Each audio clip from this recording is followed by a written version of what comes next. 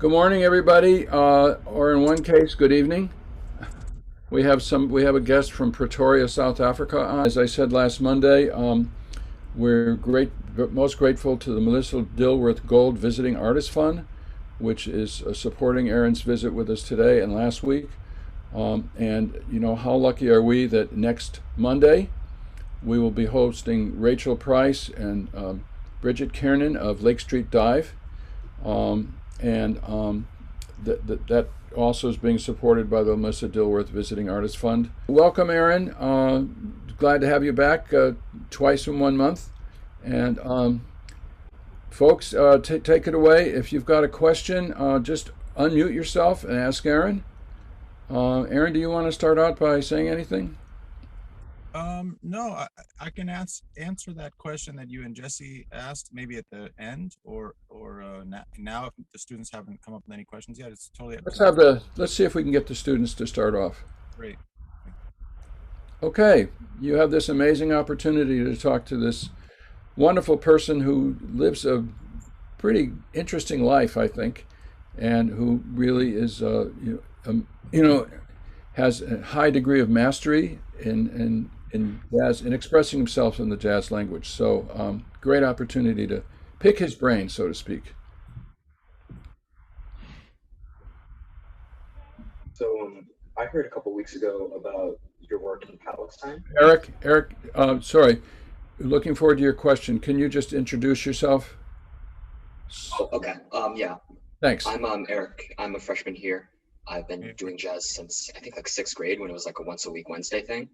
Oh, wow. So yeah, I've been doing this for a while. I really love jazz, and What do you play? I play the piano. Nice. Yeah. And the bass. Well, yeah, I had that too. So I was wondering because I heard a couple weeks ago when he was introducing you about your work in Palestine. Hmm. And how you kind of used jazz as almost a universal communication in a place where communication has kind of broken down. So I would love for you to go a little more in depth to that, just kind of like what that experience was like and like how powerful do you think music can be for healing those wounds? Yeah, that's an amazing question. Let me see if I can answer it as best I can on a cup of coffee, briefly. So yeah, I think that I've been searching for ways to try to broaden the lessons and experiences that I've had, lessons I've learned and experiences that I've had on the bandstand, um, to you know realms of life that could benefit from it.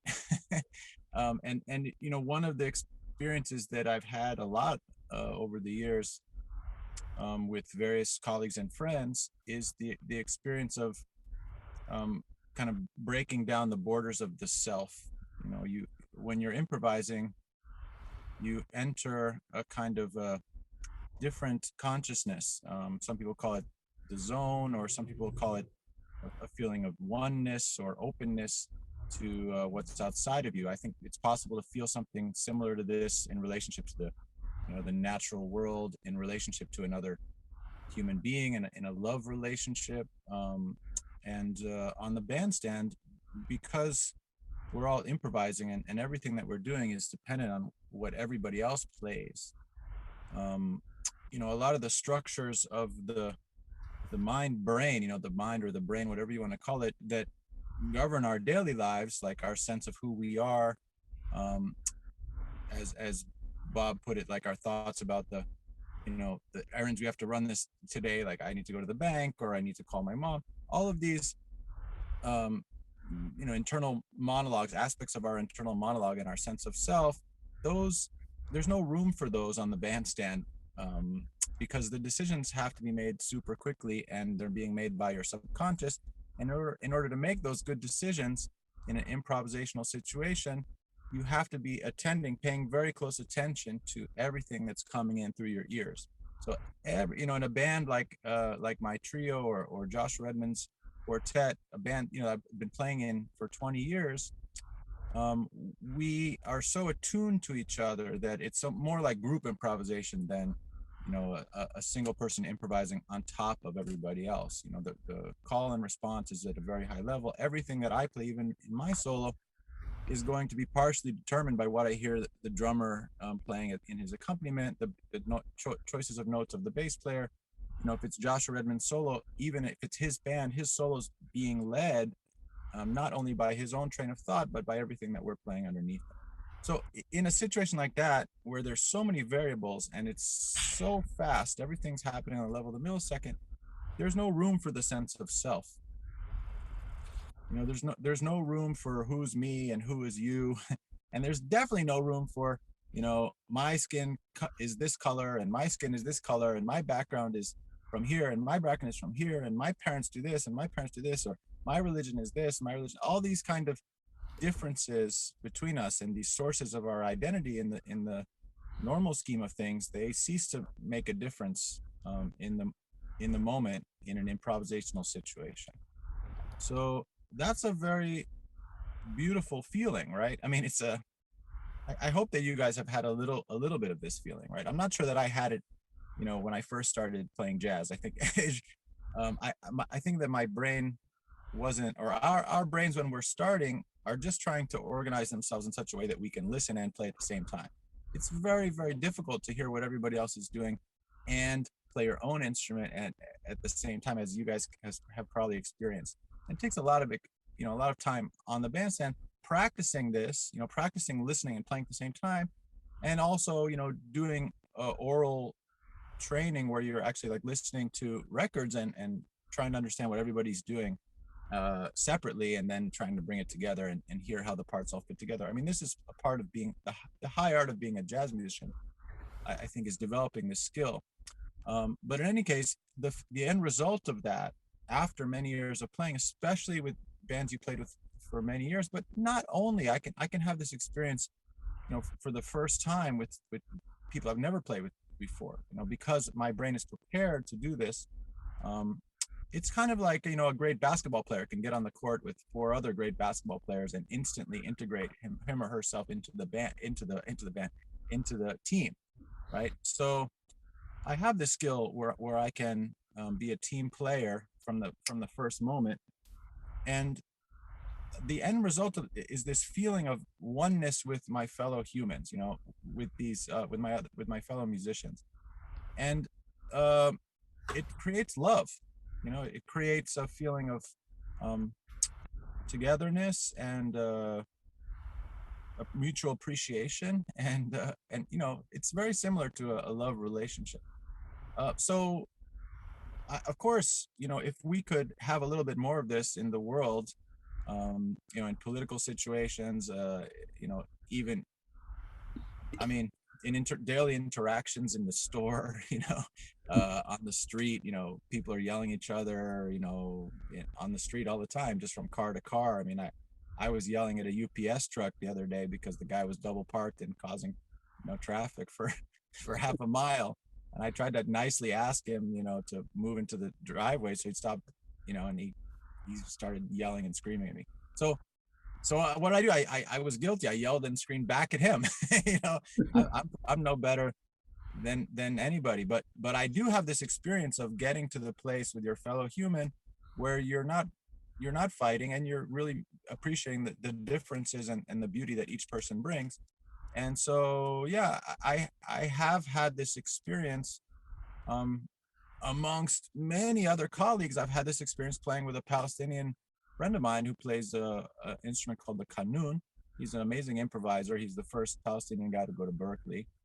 And in order to get to Berkeley, he had to do an audition in Israel because there were no auditions in Palestine. Berkeley wasn't sending anybody there. So he had to get himself to Israel, but he wasn't allowed to cross the border. So he had to sneak across in the trunk of a car, and then coming back, he had to climb over the half-built portion of the separation wall.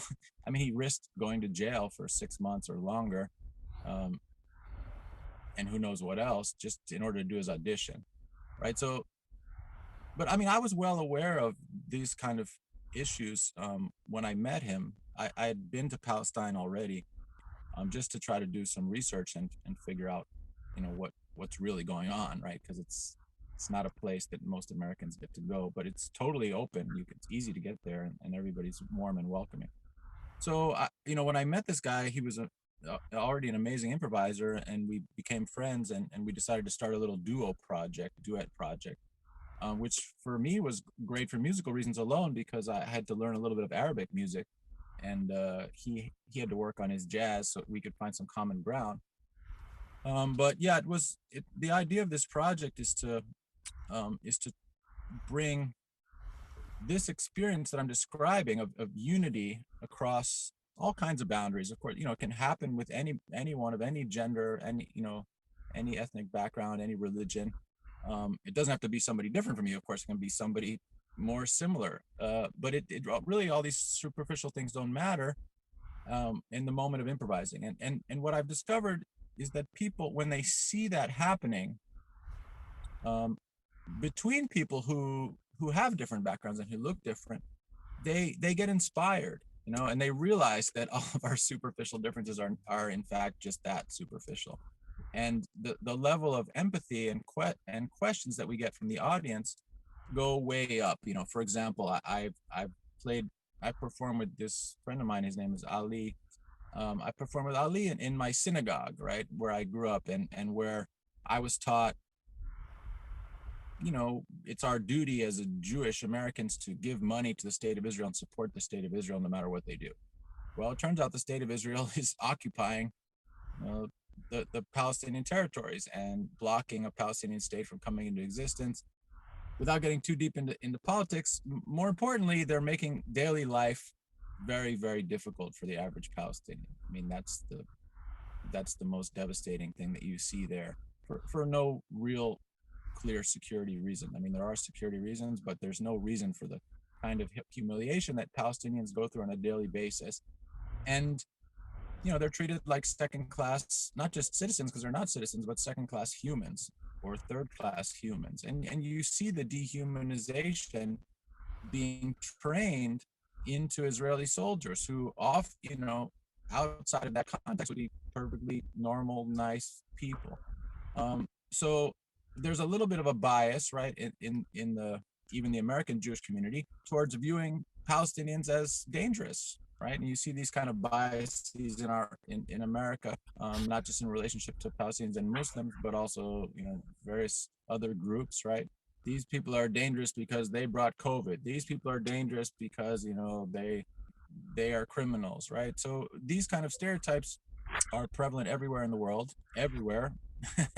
Sadly. And when my synagogue experienced Ali and I playing an hour of music for them, saw us unifying ourselves or breaking down the barriers between our two selves and becoming one, they started to treat Ali as an insider, not an outsider. He was no longer an other. He was one of us because I was one of us and I unified with him, so he was the same as me.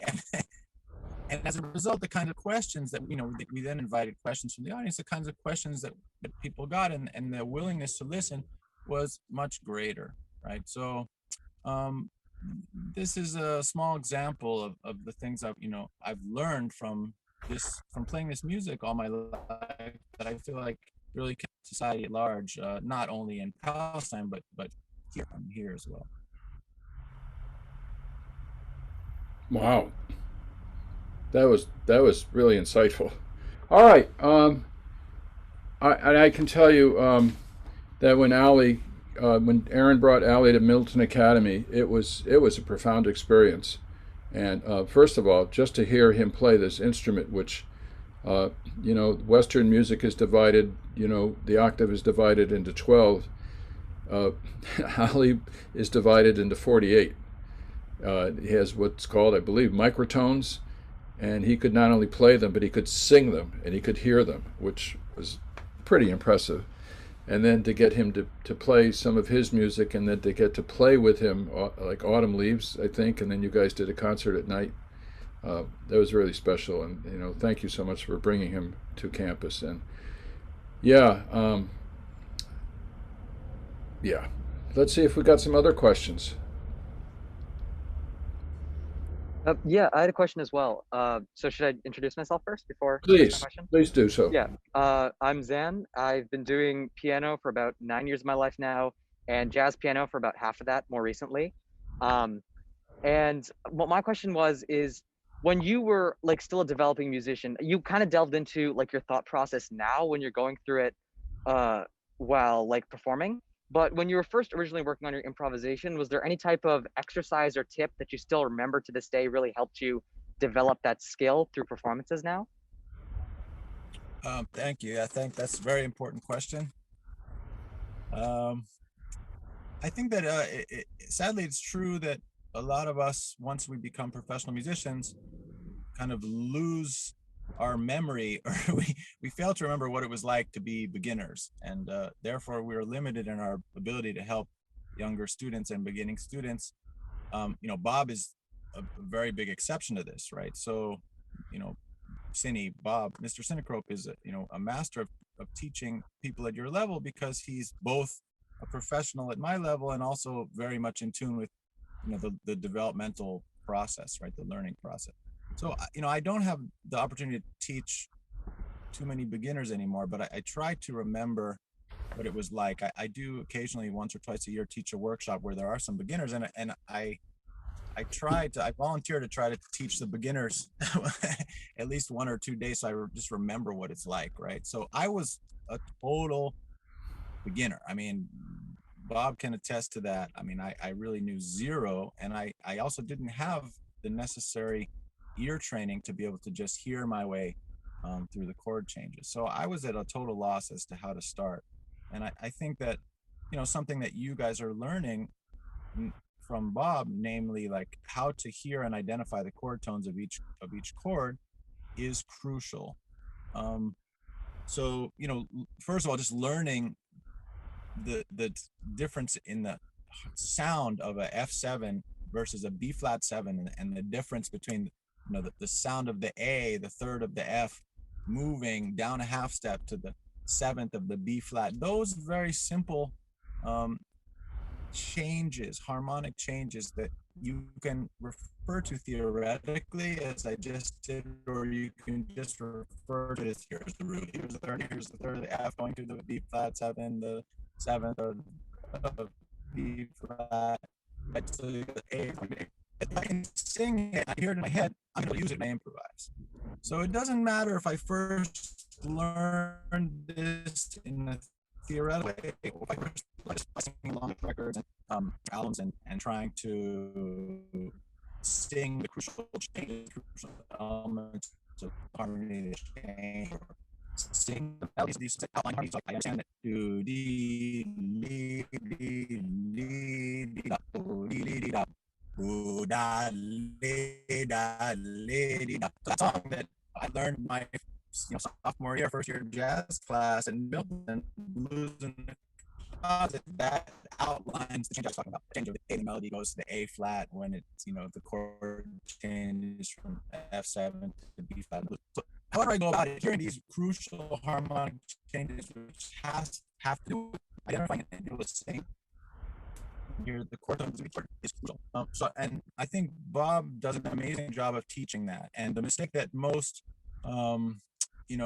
jazz pedagogy makes for beginners is that they try to teach skills, and it basically tells the students, play from this scale on top of this chord. And Berklee College of Music is held responsible for that mistake. I don't think it's purely their mistake. Everybody makes this mistake. Good teachers at Berklee don't teach this way.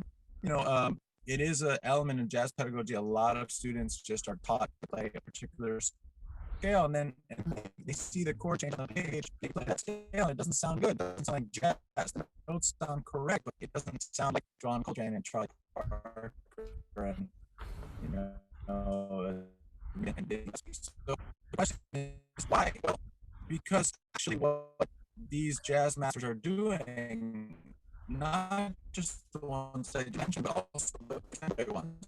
So Aaron, can I interrupt you, Aaron? You're breaking up intermittently. I don't know. I don't know if there's anything we can do. I don't know if you reset your phone or rejoin us. But half of the stuff is coming across, and it's what I'm hearing is really good stuff, but we can't really get all of it. Um, I don't know what to tell you because It was going great for a while. Okay, say every word again, what you said for the last 3 minutes. I can summarize what I said actually. Okay, I was teasing you, but No, I can if you guys didn't hear it. I mean, it's not, yeah, it's in the front of my brain. So basically what I was saying is that most of us professionals have forgotten what it's like to be beginners. I try to remember, and I was a terrible beginner. I knew nothing. I was starting from zero.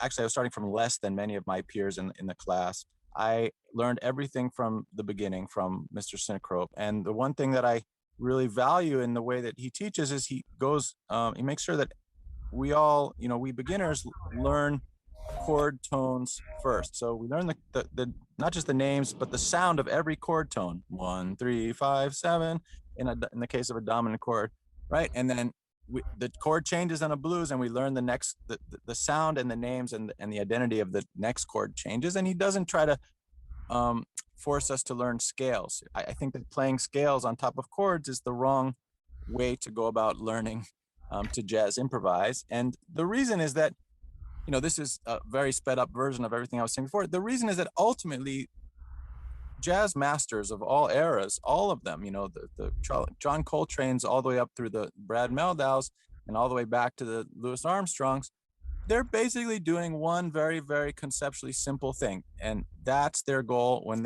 it's time to take a solo. And that very simple thing, conceptually simple, is sing a melody in their head and play that melody simultaneously on their instrument. That's it. And it doesn't matter what style they play. That is their goal. And so the goal of a beginning improviser should be, a two-part goal, which is ultimately this same goal, trying to achieve the same objective: singing a melody in your head and playing that melody on your instrument as you're singing it, right? So I'm breaking it down into two parts because it's sort of two separate skills.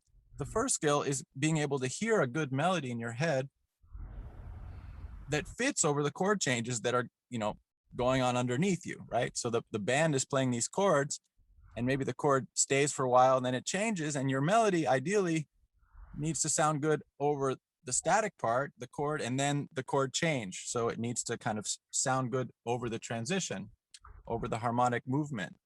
So that's the first goal, to hear a melody that fits the chords, right? Outlines the chords. There's a lot of ways to say it. And then the second objective is to play that exact melody that you're hearing in your head in real time, in the moment that you're hearing it in your head. So this is what makes it so hard, right? Both of these things are really hard: to come up with your own great melody, for example, that fits the chord changes of a blues or the chord changes of Autumn Leaves, or at least, one of the chords or two of the chords, and then play exactly those notes and not some other notes, right? So how do you do that?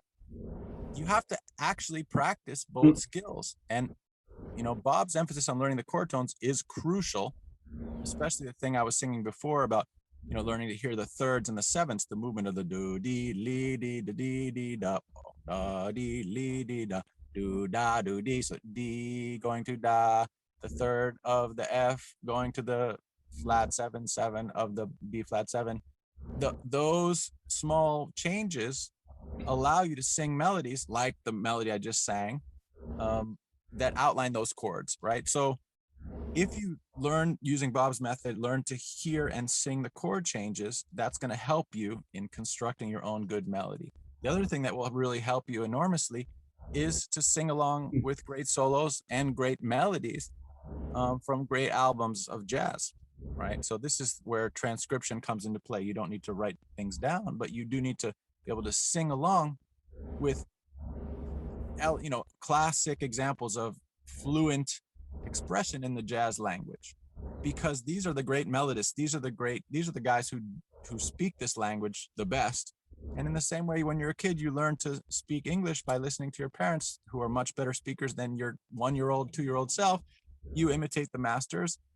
by listening to them and imitating, singing, meaning singing along with them. So you're filling your head with all these great melodies, and some little pieces, crucial pieces of the melody making ability will stay with you, and eventually you'll be able to sing in your head your own melodies that fit the chords, same as you can say your own words of English and string together your own sentences and express yourself without saying exactly what your parents say, right? You're free now to say whatever you want to say and express any thought you have in the English language fluently without reading any script and without copying anyone. But you went through this copying process, this imitative process. And it's precisely this ability to learn a natural language by imitating, which is an oral, A-U-R-A-L skill.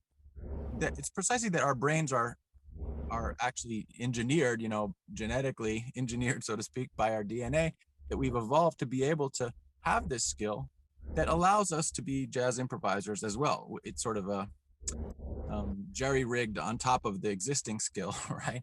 So that's the first element. And the second element is how to actually play the notes that you're singing in your head. And a lot of students say, oh, I hear something, but I can't get it out. And there's two reasons why they can't get it out. Well, the first reason is simple. They may not be hearing it clear enough in their head, right? Sometimes it feels like you have a melody, but when you're forced to try to sing it, you realize you're not quite sure what the melody is. So sometimes you have a problem of actually articulating what's in your head because what's in your head is not clear enough. So that's the first thing you need to check. You say you hear something, but what is it that you're really hearing? Can you sing it? That's the test. If you can sing it and it sounds good when you sing it, then it's clear.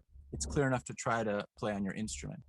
And then, so let's assume you do have a clear idea, right? And it's easy to practice this. You just, especially as a pianist, you just play a chord, any chord, it could be your F7 chord I just sang before. It could just be like a C major chord. Da dee dee da da dee dum. And then you play the chord. There's the sound of the chord. You play it, and then you sing a melody. You sing that clear melody that came out of the blue, right? The beauty of improvisation is you discover these little melodies out of the blue in your own head, and then you try to play rubato, out of time, exactly the melody that you just sang. So I've tested myself. I had a melody. It was clear enough to sing, and then I just try to go to the piano and figure out the first note and figure out the rest of the notes. And there can be a little bit of trial and error at the beginning, but ideally, I'm also simultaneously working on ear training. What is ear training? Ear training is just the ability to identify intervals such that when I sing a melody, I know what the intervals are. So I know that's 3, 5, 6, 3, 5, 6, 7, 1, 6, 7, 5. And I don't know if you can't see because my video is off, but let me just turn it on for a second. I'm going do do dee do do dee dee dee da dee da. I'm imagining playing air piano here in my car. My fingers, I can see the keyboard in my mind in C. I might not be singing actually in C, but I'm imagining that I'm singing in C, and I'm seeing the keyboard and I'm playing do E G A E G A B C A B D, right? Even if I can't say the names of the notes, I can feel myself in real time playing the actual notes that I'm singing because I've done, many years of ear training. So I know what the intervals are. I don't hit the wrong notes when I'm, in the moment trying to play what I'm singing in my head. Those two skills, practicing by listening to the masters, hearing what they play, copying what they play, singing along with them, figuring out their solos, and then practicing yourself playing a chord, singing a melody on top of it. That's the first goal that will train you, the first aspect of reaching your goal. That will train you to hear melodies in your head on top of chord changes. And the second part, being able to play them on your instrument, is a matter of training your ears. So you can hear a fifth interval, a flat sixth interval, a minor third, a major third. And, little kids learn to do this just by picking it out, making mistakes, trial and error at the instrument. You see 2 and 3 year olds can go and pick out melodies on the instrument, and they're training their ears. By the time they're 14, enrolling in Milton Academy, they have perfect pitch and they can play anything that they sing. So if you start this at a young age, you're going to be at an advantage. But I didn't start until I was 15, 16 years old. So it's never too late. Herbie Hancock also didn't start doing this till he was a teenager. So it's not too late. Wow. So there's so much wisdom in there. If I could just interject a couple of things. It's so easy to get caught up in the mechanics, the notes and beats, as opposed to nuts and bolts of the improvisation, and we almost, especially in a school setting, focus on, well, what chord tones, what scales, and all. But the truth is, the most important aspect is to develop an inner library of jazz language, because you only learn to the extent that you role model. And even when I was teaching math, I really realized that you need to see how it's done. You know, you need to get sort of a pathway towards what's possible. You know, and after you assimilate a lot of that, then you can kind of develop your own path. But I don't think as jazz educators or as jazz learners, we focus enough on how important it is to listen, particularly to music that inspires you. Because that's why you're doing this. You know, you should be only doing this because it makes your heart sing, it makes you happy. The other thing that I just wanted to share is that Hal Galper, one of my most important teachers, says that any mistake you have in playing is not a mistake in your playing, it's a mistake in your hearing. And if you focus on hearing it strongly enough, and Aaron talked about that, you'll be able to play it. I have a question that I've never been able to ask an artist of your level this, Aaron. Are there any things you can hear in your head that you can't play? What is the gap? I mean, for us mere mortals, you know, there's a lot of stuff I can hear, but I don't hear at a deep enough level to be able to play them. What's your relationship with that?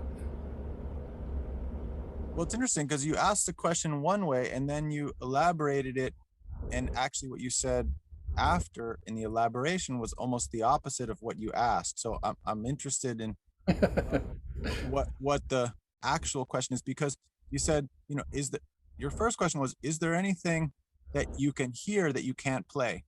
And then when you elaborated, you say, oh, there's a lot of things that I can't quite hear. but I said I don't hear deeply enough. I don't hear deeply enough, right? So as Hal Galper said, I basically agree with Hal that after a certain level, right? So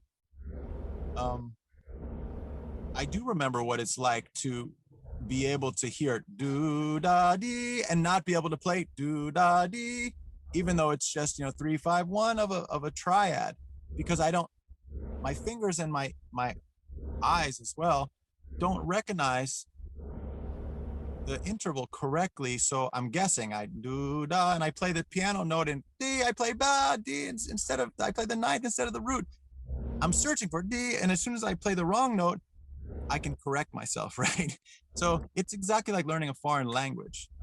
You know, si empieza en hablar español, voy a hacer equivocaciones. I'm gonna make mistakes where I'm gonna have the word I'm going for in my head. I'm gonna be translating, you know, into this language, other language, and the wrong word's gonna come out. And when I say the wrong word, I'm gonna recognize it. I'm gonna be able to correct myself. Especially if you're trying to learn, you know, more than one foreign language, they start mixing together.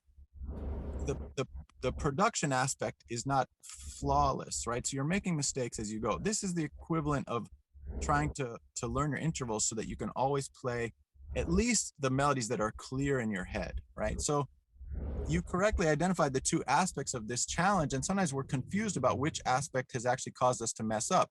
Is it that we're not hearing the thing deep enough? Or can I turn the video? Is it working? Yeah. Yeah. Okay. So is it that we're not hearing the melody deep enough, or is it that we're hearing it really deep, but our ear training is not sufficient to be able to play it perfectly, right? Because we might think that the interval is a major seventh when actually it's a minor seventh, or you know, if you're talking about large intervals, maybe it's a 13th and it's a flat 13th. So that could be an element that's gone wrong. Or there's actually a third element that could go wrong, which is that we just are out of practice physically playing our instrument such that our fingers just go to the wrong place. Or, as happens with piano a lot, we have a bad fingering and we kind of paint ourselves into a corner, and it's just too awkward to actually hit the right note.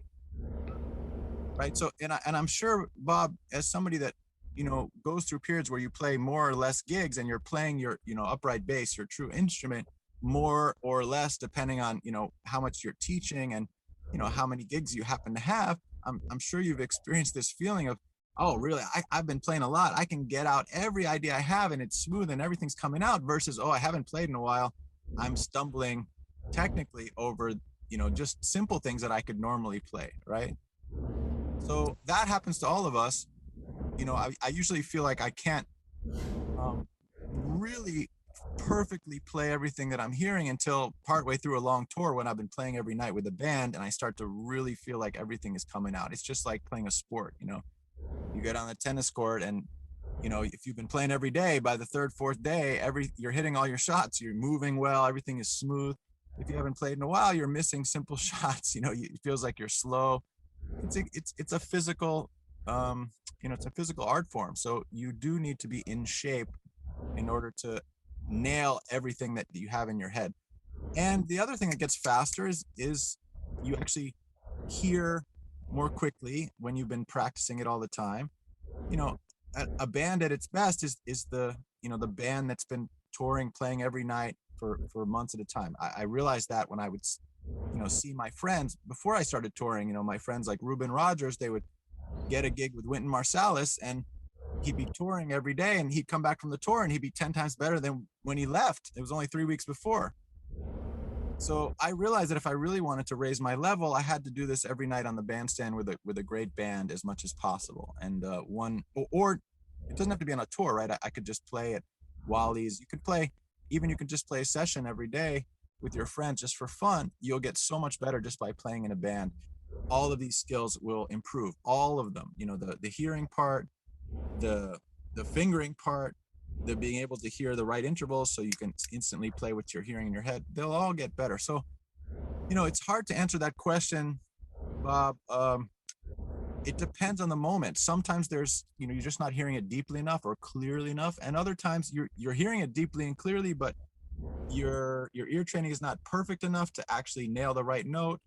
Or your ear training is perfect, you're hearing it clear, but you're just a little bit slow, so you don't nail it in time because, we're trying to improvise in real time and on a bandstand. So you make that mistake, could be a fingering problem. There's so many different things that might get in the way of executing. Does that make sense? Yeah. But yes, I've experienced, every single one of us, even all the way up to Herbie Hancock level, have experienced this. Okay. And our tough self-critics, because we know our best level and the audience might have a great time and our fellow musicians might think we sound great, but we all know that we have a higher level, each of us. And so we're trying to get to that higher level. And when we're playing at anything less than a higher level for any one of these reasons that I mentioned, we're not satisfied. So, you can go to hear Chick and Herbie playing together, and even Chick Corea and Herbie Hancock, they're going to have better and worse nights. And when they have a great night, they know. And when they have just a good night, the audience might be going crazy, but they're not satisfied because they were a bit slow. They didn't articulate. Unfortunately, our time has ended. You are a fountain of wisdom, Aaron, and you're also very articulate. And I always learn so much from having you address me and us, and we're so grateful. And thank you so much on behalf of everybody. I'm sure everybody agrees that thank you so much for spending some time with us this morning. And thank you for being loyal to Milton Academy and such a good friend to all of us. Well, thank you, Cindy, for changing my life forever and opening this door to being a jazz musician, which has made my life great. So I owe you. Anytime you guys want to talk, I'm here to talk. And I'm sorry that I was so long-winded. I'm also sorry I'm in my car, not able to demonstrate something at the piano. So you were great, Aaron. I can answer that next question about the zone. So the next time we'll discuss. Okay. All right. Thanks, everybody.